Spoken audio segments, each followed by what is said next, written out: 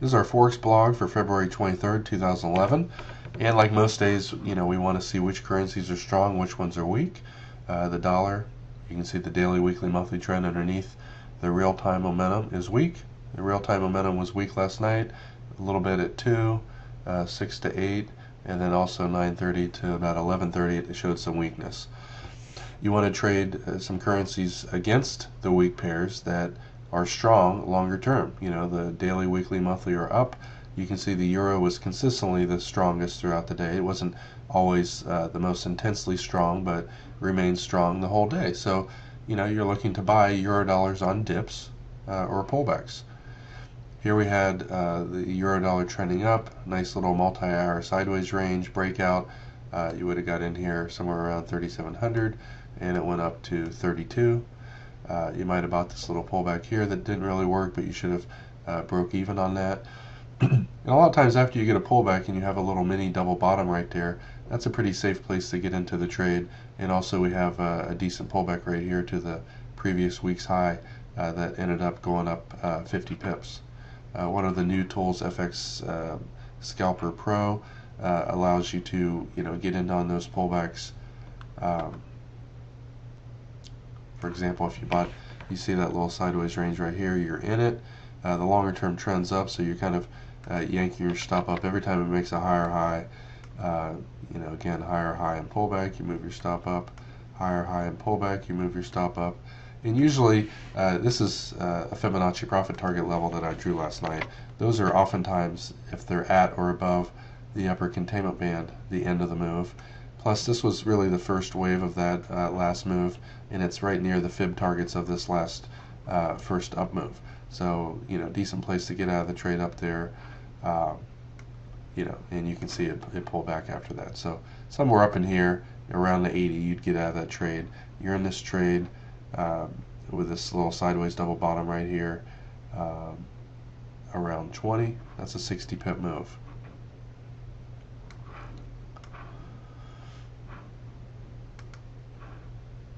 Another one that was strong today and intensely strong was the pound, and you could have traded that against the weak dollar also. You can see this one had a multi-hour sideways range right here. The monthly R2 pivot is a resistance area that acted as resistance yesterday and today. And when it broke out, the previous day's high, the upper containment band, pretty high probability place to get out of that trade. From 1 to 2 o'clock here, if you used our FX Scalper Pro, it would have given you confidence to hold on to that trade, as I'm about to show you here. You bought that trade, and you can see it just worked its way up. Very mild pullbacks, a bar or two red. Anytime you see that, you might want to move your stop up underneath these lows, but for the most part just continued up. In the upper containment band, previous day's high, if you weren't out of this trade here the second time when it double topped there and failed to break out above the previous day's high, good place to get out, somewhere around 20. You're in this trade down here around 80, that's a 40 pip move. Tick charts are oftentimes used by us to improve the accuracy and also the timing. And later on, when this made a higher high, it very likely went to the Fibonacci profit target level of the first wave. And you can see it did. Went a few pips above the 1.618, and it's way above the upper containment band. If you're an aggressive counter trend trader, because this didn't have off the chart strength right here, it was below the dotted white 20 line, which we signify as extreme strength. Somewhere around 4:30, 5 o'clock, this will be a pretty high probability trade to get short, because the market exploded up, and you might have waited a little bit for the momentum to kind of slow. It pulled back, tried to go higher. This is the previous week's high. You might have went short here, and most of the time when markets pull back, they'll move back at least 38% of that up move. So your profit target was around here near 21 for an easy 30 pip move.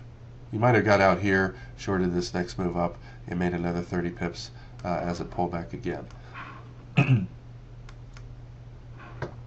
Another one that was extremely weak today, other than the dollar, was the CAD. And so you could have bought the EURCAD. Strong euro, weak CAD. You can see this one just kind of went sideways for a while, and then when it finally broke out over its highs later today around 6, it went up over 100 pips.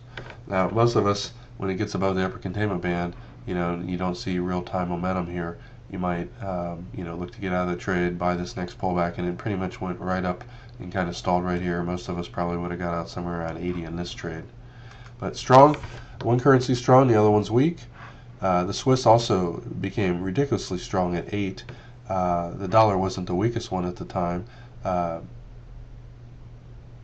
CAD Swiss would have been a good one to sell. Weak CAD, strong Swiss. And you can see this one kind of went sideways here. Right at 8 o'clock it broke down, fell about 75 pips. And you can see extreme weakness. Anytime you see that and the market's not way underneath the lower band, you want to look for a little pullback right here. And most of the time the Fibonacci profit target level is a great place to get out of the trade. Either the first one, if it penetrates it like it did this time. If it stalls out here near the second fib target, you want to get out of that trade down here near 30 or 83. But you're short somewhere up here near around the 40 for a nice 60 pip drop. And notice again, extreme strength on that, or extreme weakness on that drop. You might wait for a little pullback, wait for it to run out of steam, go short again, and you can see as it's falling now, the weakness is no longer there, so you exit with a small profit. Using the currency meter, really helps you find good trades. You can see the yen longer term trend, the monthly trend was down, the weekly trend was actually up. So last night when you had a lot of strength, you could have bought it. When you see some weakness here, you look for some sells. At 2 o'clock, the yen, in 1:30 actually, the yen was very weak. So you could have had some nice euro yen buys. You can see, a little sideways multi-hour breakout, shot up about 25 pips. You buy this little pullback, you didn't make much on that, and it's above the weekly pivot, which is a sign of bullishness.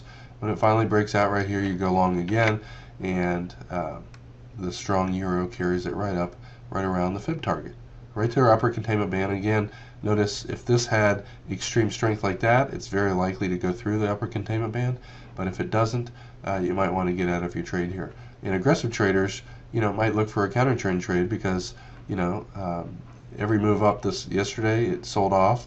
There was some massive selling, came up, sold off. This made a two-wave pullback here. If you use one of our FX scalper tools right here, snag a few pips in this trade. Pulled back, came back up. You move your stop, above here, from above the high here. It made a lower low and pulled back.